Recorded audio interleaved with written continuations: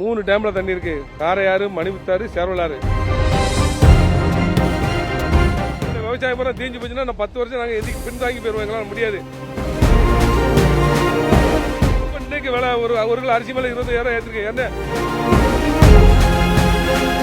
இன்னைக்கு இருக்கிற அரசு நினைச்சு அந்த விவசாயம் காப்பாற்றலாம்.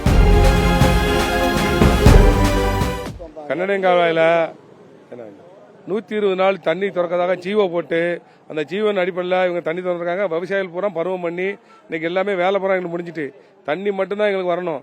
இன்னொரு 60 நாள் தண்ணி கொடுத்தாங்களே எங்கள் விவசாயம் விளைஞ்சிரும். ஆனால் இப்போ 3 டேம்ல தண்ணி இருக்கு. காரையாறு, மணிமுத்தாறு, சேரவலாறு 3 சேர்ந்து 200 கனடி தண்ணி இருக்கு. ஆனால் இவங்க கிட்டத்தட்ட அந்த 200 கனடி தண்ணி குடி தண்ணிக்கு வேணும்னு எங்க விவசாயம் புறக்கணிக்காங்க. விவசாயத்துக்கு தண்ணி தரல. கன்னடியங்கால்வால தண்ணி 100 கனடி 150 கனடி தான் திறக்காங்க. 400 கனடி தண்ணி திறந்தாதான் கீழே வர விளையும். திறக்கறல. இது இதை நாங்கள் மேலே எல்லாம் அன்னைக்கு மீட்டிங் போட்டாங்க. எல்லாத்தையும் பிடபிள்யூ ஆஃபீஸில் எல்லாத்தையும் பேசியிருக்கோம். அவங்க பேசுறபடி எதுவும் நடக்கல. இன்னைக்கு நாங்கள் அதனால கலெக்டர் பார்க்க வந்தோம். கலெக்டர் இல்லை. அதனால அவங்களுடைய பிஏட்ட பார்த்து எல்லாம் மனு கொடுத்து வந்திருக்கோம். தவறும் பட்சத்தில் நாங்கள் 4ஆம் தேதி 5ஆம் தேதி சேர்மன் சப்கலெக்டர் ஆர்ப்பாட்டம், மறியல், போராட்டம் எல்லாத்துக்கும் விவசாயம் தயாரா இருக்கும். அதெல்லாம் கண்டிப்பாக எங்களுக்கு தண்ணி 200 கனடி தண்ணி 3 டேம்ல இருக்கு.